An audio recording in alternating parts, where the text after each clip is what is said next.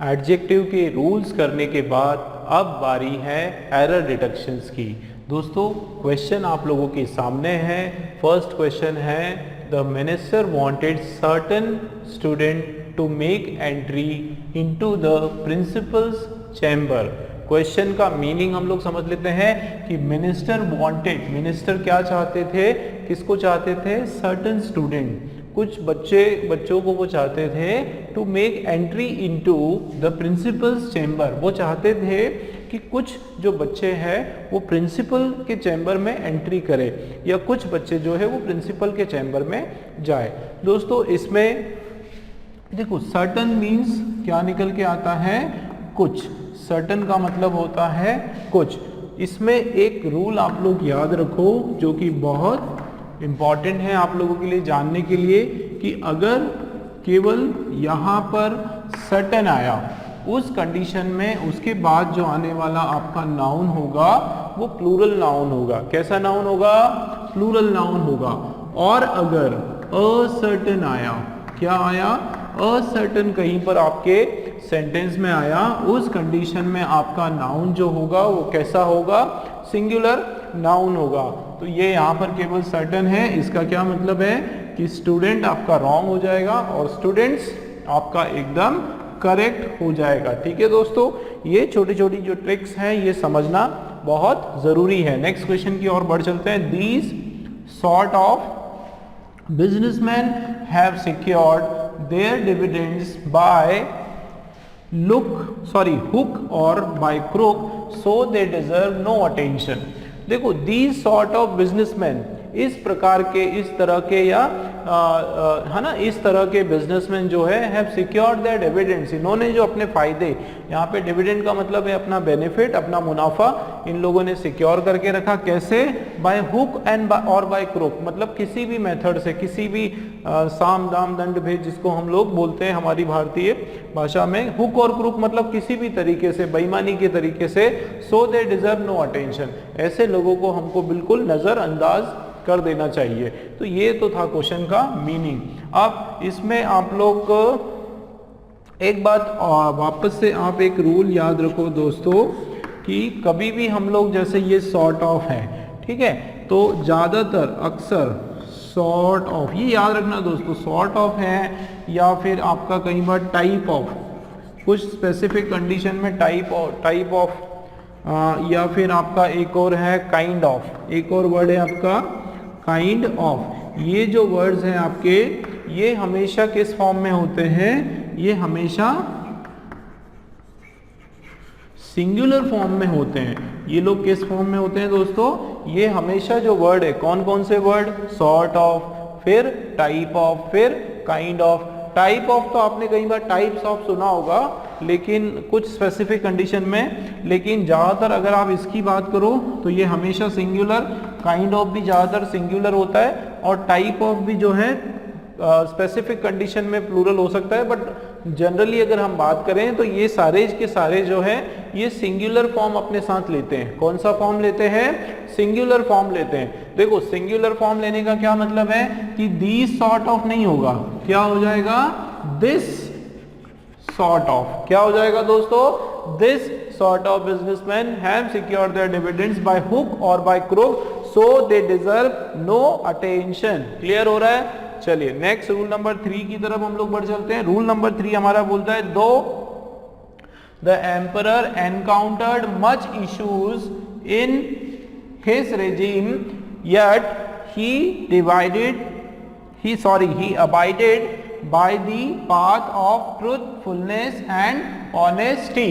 इस क्वेश्चन पर ध्यान दें दोस्तों, है ना, यहाँ पे मीनिंग क्या निकल के आ रहा है, दो the emperor encountered much issues, यद्यपि, दो मतलब हालांकि या यद्यपि, ठीक है, दो मतलब यद्यपि या फिर हालांकि। तो हालांकि जो एम्परर है, ध्यान दो, एनकाउंटर का मतलब होता है फेस,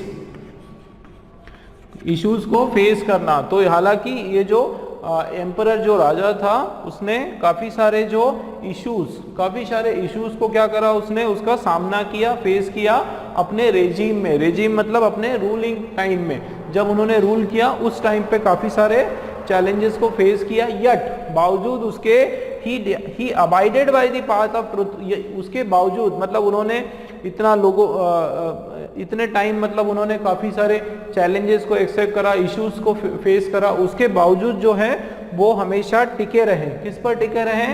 ट्रूथफुलनेस से और ऑनेस्टी, मतलब वो हमेशा ईमानदारी से काम करते रहे, है ना। अबाइडेड का मतलब यहाँ पे आ रहा है फॉलो या फॉलोड। अबाइडेड का मतलब क्या निकल के आ रहा है? फॉलो या फॉलोड।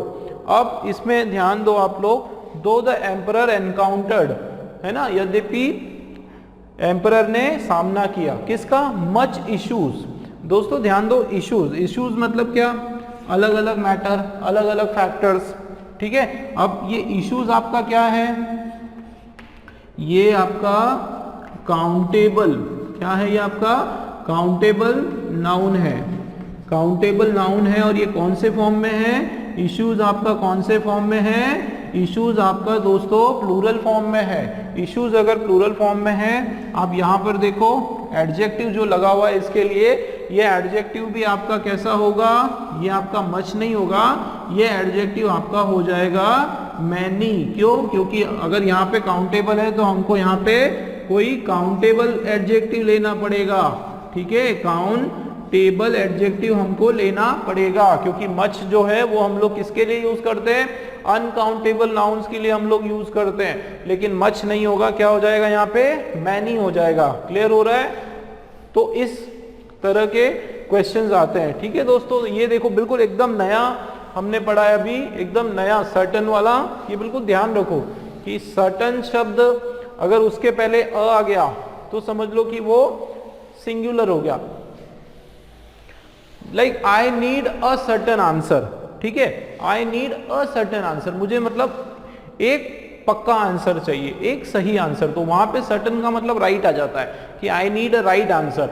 एक होता है आई नीड सर्टन आंसर्स, तो यहाँ पे सर्टन का मतलब कुछ आ जाता है कि मुझे कुछ उत्तर चाहिए, कुछ आंसर्स चाहिए। क्लियर हो रही है? दोनों में ये डिफरेंस आ जाता है। चलिए बात कर लेते हैं रूल नंबर 4 की।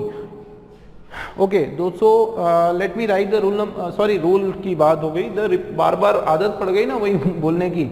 यहाँ पे क्वेश्चन नंबर 4 की हम लोग बात कर रहे हैं। Any government possesses great power of making, fourth question है आपका, any government possesses great power of making new schemes and plans, of making new schemes and plans, but citizens have even the greatest ability to foil, but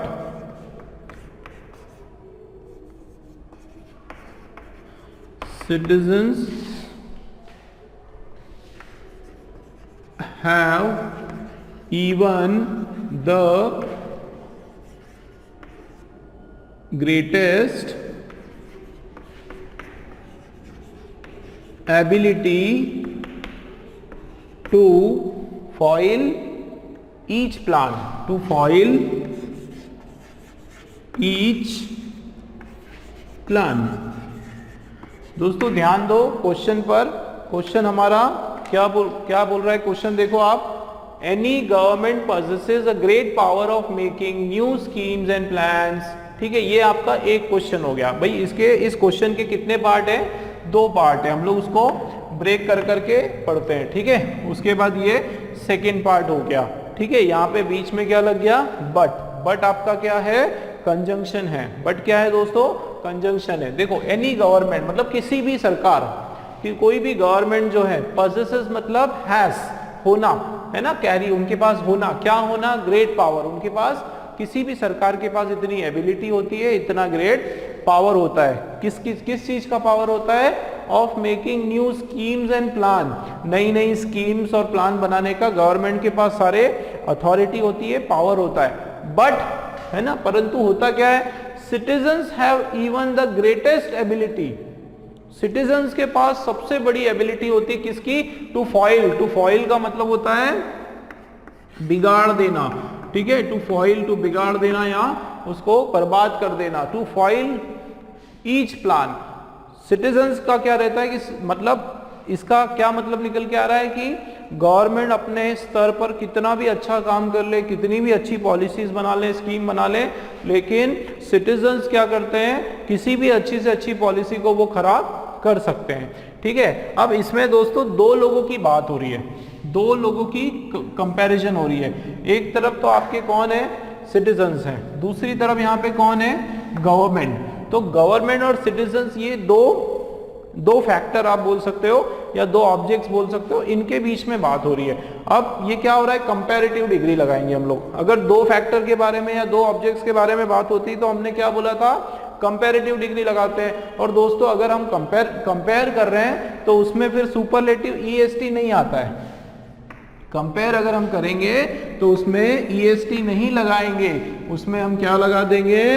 greater, ठीक है, greater ability. तो ये आपका degree का error है, ठीक है, comparative degree का आपका ये एरर हमको मिल गया, ठीक है। Any government possesses great power of making new schemes and plan, but citizens have even the greater ability to foil each plans। ठीक है दोस्तों, क्लियर हुआ आपको?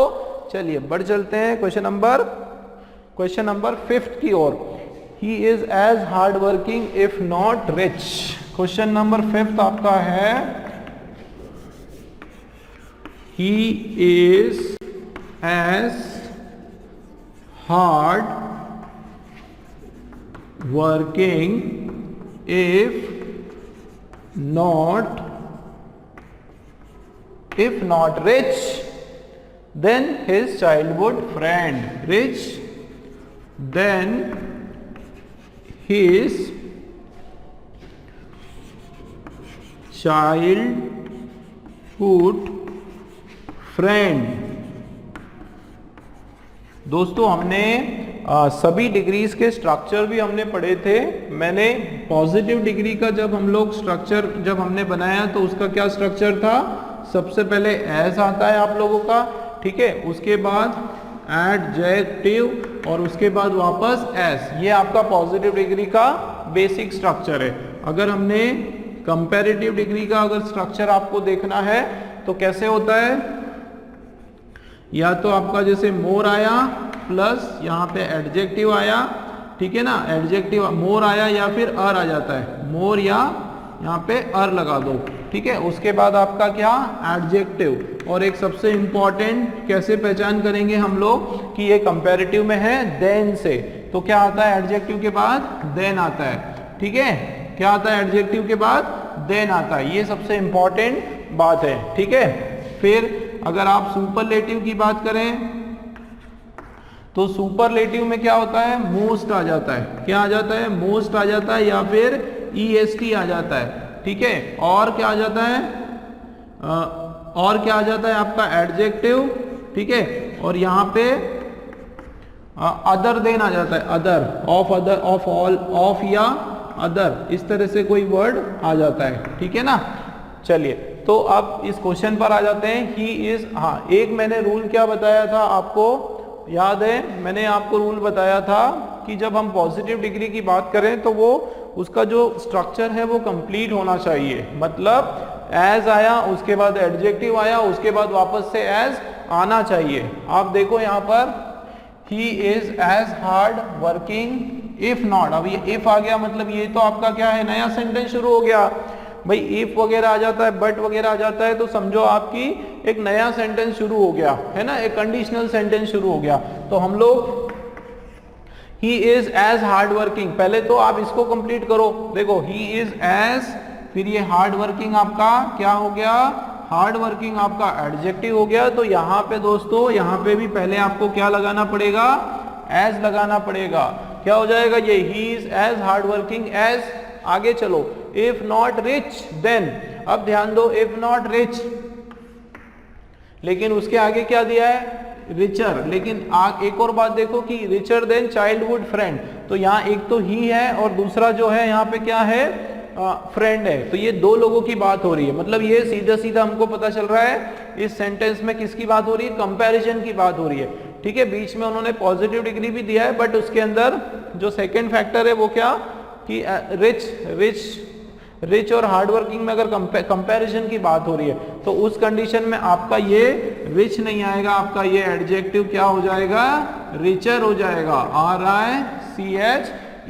दोस्तों रिचर हो जाएगा। कैसे पता चला सर कि ये कंपैरेटिव है, क्योंकि उसके बाद क्या लगा हुआ है, देखो ध्यान से, देन लगा हुआ है, और पूरा उसको समझने पे ये पता चल रहा है हमको कि ये यहाँ पे किसी प्रकार की दो लोगों के बीच में, उसके और उसके फ्रेंड के बीच में कंपैरिजन हो रही है। ठीक है दोस्तों, क्लियर हो रही है बात। चलिए नेक्स्ट क्वेश्चन देखते हैं, 6 वाला। He failed to find out the solutions of all his problems. He failed to find out the solutions of all his problems. He failed to find out the solutions of all his problems despite his thoroughly study of the papers. Despite his thoroughly, THOROUGHLY, despite his thoroughly study of the papers। ठीक है दोस्तों, ये question आप लोगों के सामने देखो। He failed to find out the solutions of all his problem। वो क्या हो गया, वो फेल हो गया। किस चीज में फेल हो गया, सॉल्यूशंस पता करने में। किसके सॉल्यूशंस, ऑल हिज प्रॉब्लम, अपनी जितनी भी प्रॉब्लम्स है उसके सॉल्यूशंस पता करने में वो क्या हो गया, फेल हो गया। Despite his thoroughly study of the papers, despite his thoroughly study, है ना, यहाँ पे गड़बड़ लग रहा है क्या, थरोली स्टडी नहीं होगा सर, क्या होगा, थरो स्टडी होगा। क्या हो जाएगा सर, यहाँ पर थरो स्टडी हो जाएगा। क्यों हो जाएगा, देखो, क्योंकि देखो थरोली स्टडी, तो ये जो थरोली होता है दोस्तों ध्यान दो जरा, ये LY लग गया। मैंने क्या बताया था, 99% LY जो वाले जो शब्द है, जो 100% नहीं 99% LY वाले जो वर्ड्स है ना, वो क्या होते हैं, LY वाले जो वर्ड्स हैं वो एडवर्ब्स होते हैं। क्या होते हैं वो वर्ड, एडवर्ब्स होते हैं। और एडवर्ब क्या होता है, एडवर्ब किसको क्वालिफाई करता है, एडवर्ब जो है वो क्वालिफाई करता है आपके वर्ब को। किसको करता है, वर्ब को। लेकिन यहाँ किसके साथ लगाइए, स्टडी के साथ। तो स्टडी आपका क्या है, नाउन है, मतलब यहाँ पे थरोली नहीं आएगा, LY हट जाएगा। यहाँ पे हमारा सही वर्ड क्या होगा, थरो, थरो एकदम कंटिन्यूस, रेगुलर, ठीक है, डीप बोलते हैं, thorough study of the papers. ठीक है, तो थरो जो वर्ड है वो आपका बनेगा एडजेक्टिव। ठीक है दोस्तों, देखो ऐसे छोटे छोटे एरर्स आते हैं एक ही बार में। आप लोग अगर आपने रूल्स, मैंने कहा क्या कहा, इसमें आप देखो एडजेक्टिव, कंजंक्शंस, एडवर्ब, ये जो जितने भी आपके टॉपिक्स है इसमें कोई टफ वाले कुछ नहीं आते हैं, ज्यादा घुमाने फिराने वाले कुछ नहीं होते हैं, सिंपल सिंपल रूल्स होते हैं। और ये एडजेक्टिव से आपके सेंटेंस इंप्रूवमेंट के क्वेश्चन सबसे ज्यादा आते हैं। सेंटेंस में इंप्रूवमेंट, कुछ ना कुछ सेंटेंस में ग्रामेटिकल एरर होता है, उसको आप इंप्रूव करना होता है, उसके बेस्ड पर सबसे ज़्यादा क्वेश्चंस आते हैं। तो ये बहुत इजी माने जाते हैं ये, लेकिन फिर भी आपको रूल्स पता होना चाहिए। चलिए क्वेश्चन नंबर 6 किया, let's move to question number 7। The concern departments are all set to bring out. Question है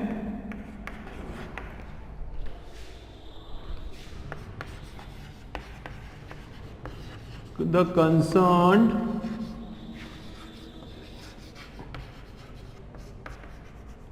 departments are all set to bring out, the concerned department are all set to bring out currently policies in order to avoid currently policies policies in order to avert road mishaps, MISHAPS, road mishaps. चलिए दोस्तों ये भी easy है, बताएं मुझे क्या error है। The concern department, जो भी कंसर्न डिपार्टमेंट है, कंसर्न डिपार्टमेंट मतलब जो रिप्रेजेंटेटिव डिपार्टमेंट है या जिसको हम जिस डिपार्टमेंट को हम लोग संबोधन कर रहे हैं वो department are all set to bring out, वो पूरी तरह से तैयार है। ऑल सेट मतलब पूरी तरीके से तैयार है, क्या, किस काम के लिए, to bring out currently policies. भाई वापस से करेंटली जो है क्या आ गया यहाँ पे दोस्तों, ली आ गया, ठीक है। तो चाहे करेंटली हो या चाहे ब्रूसली हो, ठीक है, ब्रूसली नहीं, जोक्स अपार्ट। तो करेंटली LY अगर आपका आया तो वो क्या बनता है, एडवर्ब बनता है। पर ये जो वर्ब यहाँ पे क्या क्वालिफाई कर रहा है, ये पॉलिसीज को क्वालिफाई करने की बात हो रही है यहाँ पे। तो वो कैसी पॉलिसीज है आपकी, वो लेटेस्ट पॉलिसीज है, वो करंट पॉलिसीज है, करेंटली नहीं आएगा। सही आंसर यहाँ पे क्या हो गया, CURRENT, करंट पॉलिसीज, ठीक है। देखो इस टाइप के एरर्स आपके बनते हैं, बिल्कुल आसानी से आप पकड़ सकते हो, है ना। एडवर्ब में ज्यादातर जो एडवर्ब है वो LY होता है, और LY में भी नहीं, सबसे पहले देखो ना आपकी वो जो वर्ड है आपका, वो नाउन को क्वालिफाई कर रहा है या वर्ब को क्वालिफाई कर रहा है, बस इतना सा पता चल जाएगा तो आप आराम से उसको बता सकते हो, है ना। तो करेंटली जो वर्ड है वो तो आपका एडवर्ब की तरह यूज हो रहा है। चलिए नेक्स्ट क्वेश्चन देखते हैं। 8th क्वेश्चन हमारा है, there is none in this entire world whom I can, there is none in this entire world whom I, there is none in this entire world whom I can esteem highly than my parents. Esteem highly than my parents, whom I can esteem highly than my parents। क्या गड़बड़ है दोस्तों, there is none, है ना, या none से कोई problem नहीं। नन मतलब यहाँ पे none in this world, none मतलब नो वन, ठीक है। नन का यहाँ मतलब क्या है कि नो वन, कोई नहीं। There is none in this entire world, इस संपूर्ण पृथ्वी पर, संपूर्ण यहाँ पर इस दुनिया में, विश्व में क्या है, कोई भी ऐसा नहीं है। whom I can, देखो whom मतलब जिसको, ठीक है। तो ये किसकी बात हो रही है, देयर इज नन, इस नन की बात हो रही। whom जिसको कि मैं क्या, whom I can esteem, esteem मतलब जिसको मैं esteem, जिनको मैं ज्यादा इंपॉर्टेंस दे सकूं, ठीक है। तो हाईली, देखो हाईली, एस्टीम हाईली देन, है ना, वापस हाईली नहीं होगा ये। और वैसे भी देखो आप एक चीज ध्यान रखो कि ये कंपैरिजन हो रहा है, देखो ये THAN देन आ गया, मतलब ये क्या हो रहा है, कंपैरिजन हो रहा है। तो यहाँ पे हाईली नहीं होगा, ये क्या हो जाएगा, ये आपका बन जाएगा higher, who esteem higher than, ठीक है, जिसको मैं ऊंचा स्थान दे सकूं, देन माय पेरेंट्स। मतलब एक तो आपका हो गया नन और इधर आपका हो गया पेरेंट्स। देखो दोस्तों, दो प्लूरल में भी कंपैरिजन होगी तो कंपैरेटिव डिग्री है, और दो सिंगुलर में भी कंपैरिजन हो रही है तो भी कंप्यूटर डिग्री है, तो भी आपका कंपैरेटिव डिग्री है, ठीक है। लेकिन दो इक्वल वेटेज वाले में कंपैरिजन होना चाहिए, अनइक्वल कंपैरिजन नहीं होना चाहिए। एक तरफ एक अकेला है और दूसरी तरफ बहुत सारे हैं, तो वो आपका सुपरलेटिव हो जाएगा, ठीक है। अगर दोनों प्लूरल है तो वो कंपैरेटिव, सिंगुलर है तो भी वो कंपैरेटिव, ठीक है, क्लियर है।